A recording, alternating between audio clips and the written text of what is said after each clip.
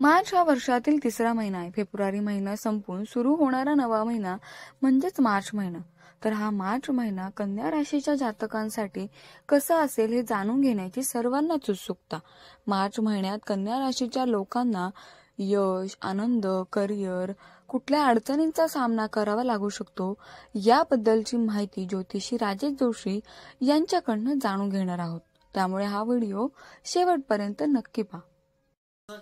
हा मार्चचा महिना निजी बाबतीत खूप अनुकूल राहण्याची शक्यता आहे, तर करिअरच्या बाबतीत थोडी काळजी घ्यावी लागेल. तुमचे आरोग्य कमजोर राहू शकेल, म्हणून तुम्हाला आपल्या योजना या विचार करून लक्षात ठेवावे लागेल की जर तुम्ही आपल्या आरोग्याची काळजी घेतली नाहीत तर समस्या वाढू शकतात. देशातून बाहेर जाण्यात तुम्हाला यश मिळू शकते. जर तुम्हाला एका राज्यातून दुसऱ्या राज्यात बदली करण्याची इच्छा आहे तर यासाठी हा महिना अनुकूल आहे. धार्मिक गोष्टींमध्ये बरेच मन रमेल, त्यात खर्चही होतील. तुमची आर्थिक स्थिती ठीकठाक राहील. विद्यार्थ्यांसाठी एकाग्रता वाढवणे आवश्यक असेल,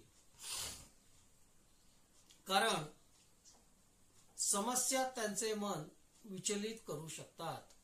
प्रेम संबंध घनिष्ठ होतील.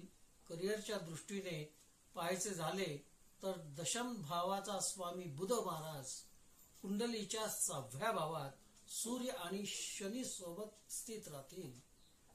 तुम्हाला आपल्या मेहनतीचे पूर्ण फळ मिळेल.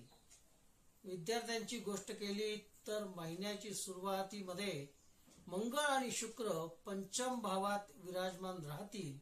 यामुळे तुमच्या एकाग्रतेमध्ये बाधा येतील. तुमचे मन इतर गोष्टींमध्ये अधिक लागेल आणि शिक्षणात लक्ष देणे तुम्हाला थोडे कठीण होऊ शकते. जर तुमच्या प्रेम संबंधाची गोष्ट केली असता महिन्याच्या सुरुवातीमध्ये मंगळ आणि शुक्र जसे ग्रह पंचम भावात विराजमान राहतील, येथे उपस्थित होऊन उच्च मंगळ तुम्हाला आपले प्रेम अधिक मजबूत करू शकतो. महिन्याच्या सुरुवातीमध्ये मंगळ आणि शुक्र पंचम भावात बसून तुमच्या एकादश भावाला पाहत असतील. यामुळे तुमच्या कमाईमध्ये उत्तम वाढ पाहायला मिळेल. व्यवसायातही उत्तम लाभ होतील आणि यापुढेही तुम्ही लाभान्वित व्हाल. तर तुम्हाला कन्या राशीसाठी या महिन्याचा उपाय असा आहे की बुधवारी गाईला सालीसकट मूगडाळ खाऊ घालावी.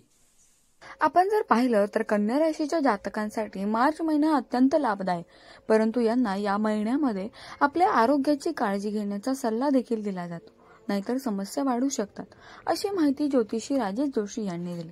प्राची केदारी, लोकल 18, पुणे.